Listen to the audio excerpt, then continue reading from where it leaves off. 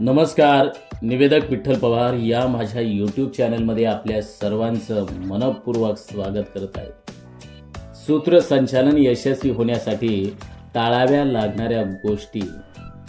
तर निवेदक विठ्ठल पवार हा यूट्यूब चॅनल मराठी सूत्रसंचालक बनणाऱ्यांसाठी आहे. जे सूत्रसंचालन करतात त्यांना मार्गदर्शन, त्यांना माहिती देणारा यूट्यूब चॅनल आहे. तुमचं सूत्रसंचालन प्रभावी होण्यासाठी या टिप्स तुम्हाला कोणीही सांगणार नाही, तर ते आपण आजच्या व्हिडिओमध्ये पाहणार आहोत. तर व्हिडिओचा घटक आहे सूत्रसंचालन यशस्वी होण्यासाठी आपण कोणकोणत्या गोष्टी टाळाव्यात. बांधवांनो, सूत्रसंचालन ही एक कला आहे. ही कला आपल्याला कार्यक्रमाचं वातावरण रोमांचक आणि प्रेरणादायी बनवण्यास मदत करते. मात्र सूत्रसंचालन करताना काही चुका आपल्या यशाच्या मार्गात अडथळा ठरू शकतात आणि त्या चुका टाळा. आणि त्या चुका टाळल्यानंतर तुम्ही उत्कृष्ट निवेदक व्हाल. म्हणजेच कोणताही कार्यक्रम असो, त्या कार्यक्रमातलं सूत्रसंचालन अतिशय प्रभावी, सुंदर होईल. तर आता तुम्ही नेमक्या कोणत्या चुका टाळाव्यात सूत्रसंचालन करत असताना? तर एक आहे अतिरेक.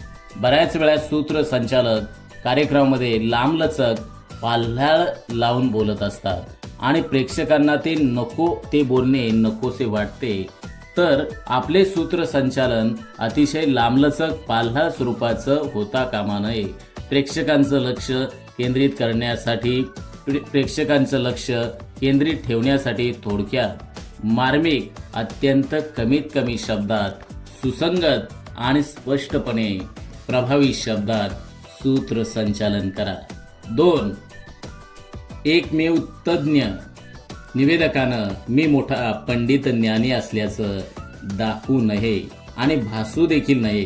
प्रेक्षकांना आपल्यापेक्षा अधिक माहिती असू शकते हे सूत्रसंचालकाने लक्षात घेऊन मोजकं पण नेटकं बोलायला शिकलं पाहिजे.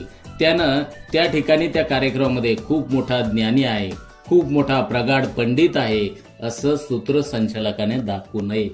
3. सूत्रसंचालन यशस्वी होण्यासाठी टाळाव्या लागणाऱ्या गोष्टीमध्ये तिसरा मुद्दा आहे अतिरेक वाक्य.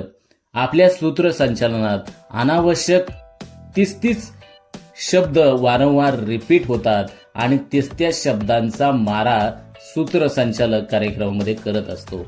सरळ आणि सोप्या भाषेत बोलणं प्रेक्षकांना आपल्याशी सुसंवाद साधण्यास मदत करतात.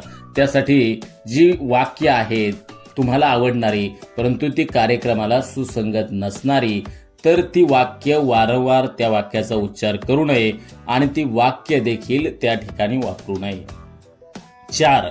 विषयापासून भटकणे. आपण ज्या कार्यक्रमाची सूत्रसंचालनाची स्क्रिप्ट आणि त्या स्क्रिप्टनुसार तुम्ही निवेदन करत आहात, तर त्या स्क्रिप्ट पासून सूत्रसंचालकाने बाजूला जाऊ नये, अर्थात विषयापासून भरकटू नये. जो कार्यक्रम आहे त्या कार्यक्रमाचा विषय आणि त्या कार्यक्रमाची असणारी स्क्रिप्ट यावरती सूत्रसंचालकानं लक्ष केंद्रित करावं. 5. नकारात्मक विचार. आपल्या सूत्रसंचालनात नकारात्मक विचारांना जागा देऊ नका. का? तर सकारात्मकता ही कार्यक्रमामधली उपस्थितांची एकंदरीत कार्यक्रमातला उत्साह वाढवण्याचं काम हे सूत्रसंचालकाच्या सकारात्मक शब्दांच्या माध्यमातून निर्माण होत असते. त्यासाठी सूत्रसंचालकाने कार्यक्रमामध्ये नकारात्मक विचार त्या ठिकाणी मांडू नये. नकारात्मक असणाऱ्या ज्या बाबी असतील, मग ते शेरोशायरी असतील, कथा असतील, कविता असतील, तर त्या नकारात्मक असणाऱ्या बाबी त्या निवेदनामध्ये सूत्रसंचालकाने मांडू नये. 6. अतिरेक विनोद. बऱ्याच वेळा सूत्रसंचालक कार्यक्रमामध्ये पाल्हाळ लावून विनोद करणे, परंतु असे विनोद सूत्रसंचालकाने टाळावे.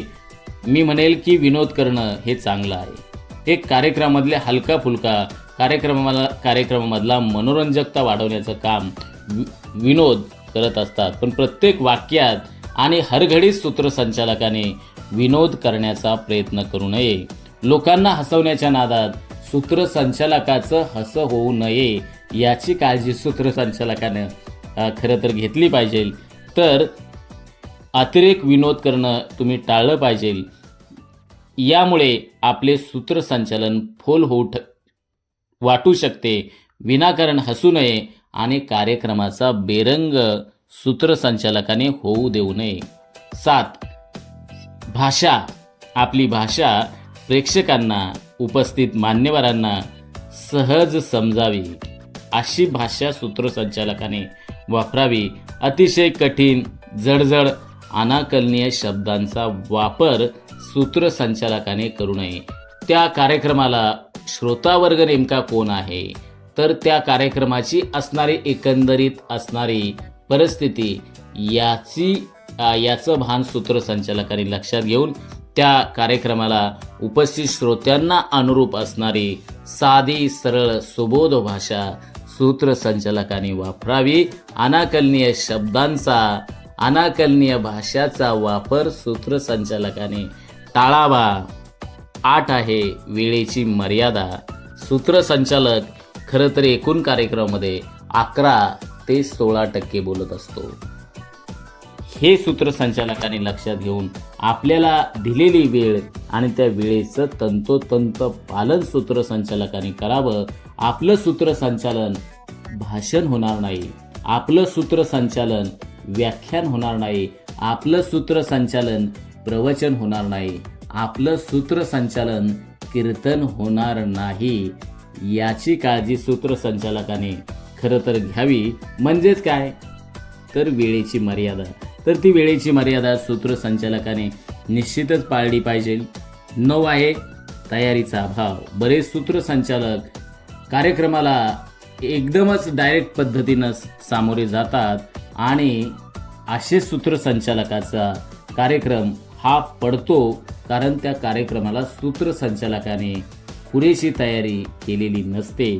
तर सूत्रसंचालकाने कार्यक्रमाच्या पूर्वी तयारी करूनच जावे. म्हणजेच त्या कार्यक्रमाच्या स्क्रिप्टचा सराव सूत्रसंचालकाने करावा. विना तयारी कार्यक्रमाला सूत्रसंचालकाने सामोरे जाऊ नये. नर्वसेस. आपला असणारा नर्वसपणा प्रेक्षकांपर्यंत सूत्रसंचालकाने पोचू देऊ नये. हा 10वा असणारी महत्त्वाचा घटक आहे. आपला नर्वसपणा जर प्रेक्षकांपर्यंत जर पोचला तर त्या कार्यक्रमामध्ये निरुत्साहाचं वातावरण तयार होईल आणि कार्यक्रम एकदमच वेगळ्या दिशेकडे, वेगळ्याच बाजूकडं भरकटत जाईल. त्यासाठी सूत्रसंचालकानं निवेदन करत असताना आत्मविश्वासानं बोलणं आवश्यक आहे. तर बांधवांनो, मला आशा आहे की ही माहिती तुम्हाला सूत्रसंचालन करत असताना तुम्ही नेमक्या कोणत्या गोष्टी टाळल्या पाहिजेत, तर याबद्दलची मी एक कमीत कमी शब्दामध्ये माहिती देण्याचं काम केलेलं आहे. तुम्हाला जर या विषयावर अधिक माहिती हवी असेल तर मला तुम्ही कमेंट करू शकता. तुमच्या यशस्वी सूत्रसंचालनासाठी मनपूर्वक शुभेच्छा. आणि हा जर तुम्हाला व्हिडिओ आवडला तर ह्या व्हिडिओची असणारी लिंक्स तुमच्या सोशल मीडियाच्या प्लॅटफॉर्मवरती, अर्थात व्हॉट्सॲपवरती, फेसबुकवरती तुमच्या असणाऱ्या विविध ग्रुप्सला शेअर करा. आणि तुम्ही उत्तम सूत्रसंचालक होण्यासाठी निवेदक विठ्ठल पवार यांची सातत्यानं दररोज धडपड सुरू आहे. ती म्हणजे माझे मराठी बांधव भगिनी ह्या उत्तम सूत्रसंचालक होतील. तर हीच धडपड आणि हीच तळमळ निवेदक विठ्ठल पवार यांची आहे आणि ती देखील विना मोबदला. तर माझे बांधव भगिनी हे आदर्श निवेदक व्हावेत, हीच आणि त्या आदर्श निवेदक होण्यासाठी निवेदक विठ्ठल पवार यांच्याकडून आपल्याला मनपूर्वक शुभेच्छा देतो. धन्यवाद. आमच्या चॅनलवर नवीन असाल तर सबस्क्राईब बटनावर क्लिक करा आणि बेल आयकॉन प्रेस करा.